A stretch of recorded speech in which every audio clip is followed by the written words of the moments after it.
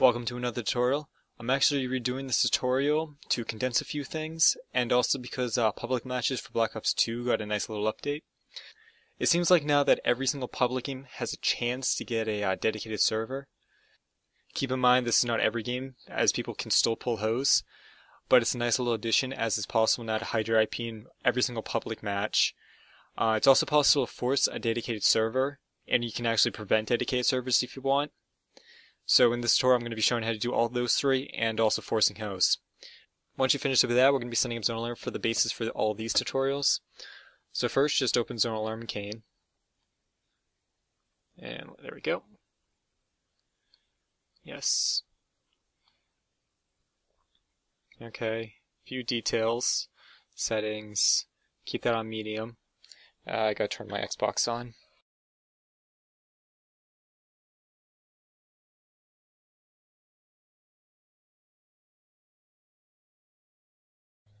I'm currently not in a party, so you're just going to follow me talking, so I hope you have your volume on. First you want to poison the connection. Let's wait for that to come up. Fuck, that's taking a long time. There we go. For setting this up, what you're going to have to do is every single IP that is not a Black Ops 2 or an Xbox Live IP, you're going to have to put in your trusted zone in your zone alarm. So, Black Ops 2 is the 209, 170s, Xbox 65, 55, 42 numbers. I don't have any of them up, but I do have my friends already in here. I recommend putting every single person in your Xbox Live party into your trusted zone. If you don't, people just start lagging out of the lobby every so often. Once you have that set up, that's all you have to do. The first tutorial will be forcing a dedicated server. Okay, so the first thing you're going to have to do is go to Add, IP Range. The IP start is 108.61.0.0 to a 108.61.255.255, and these are the dedicated servers. If you're forcing a dedicated server, you want this on Trusted. Just hit OK, you want to put your firewall on high, and then just search. Doing that gives you two things. One, you actually will pull a dedicated server, you don't have to worry about anybody dashing. And two, every single person who's not in your trusted list will not be able to see your IP. So, essentially just hiding your IP also. You can do this in League Play and every single playlist that I've so far found. So if I just go into multi-team right now, you'll see the dedicated servers pop up right there. Okay, the second one is preventing dedicated servers. This one's pretty simple too. All you have to do is go to View Zones, double click on this dedicated servers, and put it to blocked. If you don't care about joining random games, keep this on medium, and then just search. You will not find any dedicated servers doing this. So now if I search and back out without getting thrown into a lobby, which I just did, every single IP here is not a dedicated server, and I'm probably going to be blanking those out anyway. There's two ways you can force hosts. You can force your self-host, or you can force a friend host. I recommend forcing a friend host because you don't have to worry about lobby merging, migrations, or anything. And you pretty much know exactly who is going to be host. There is a small chance it might switch over to another person in your trusted zone, but it doesn't happen often.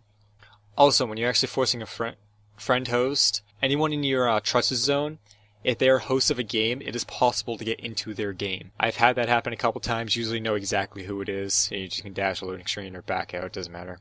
Forcing your self-host is just a pain in the ass.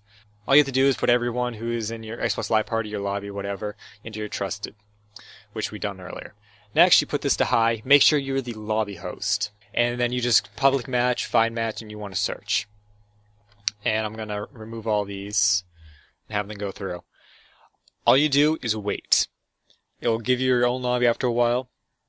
Oh, I almost forgot. When you're searching, make sure you put your search preference on best. It will give you a lobby faster, I believe. So, it takes a little bit, but you will sooner or later get your own lobby. I'm actually going to wait, so make sure this is still working. Okay, there we go. I just got a Hardpoint Slums game. Next, all you have to do is put your firewall to medium, and players join.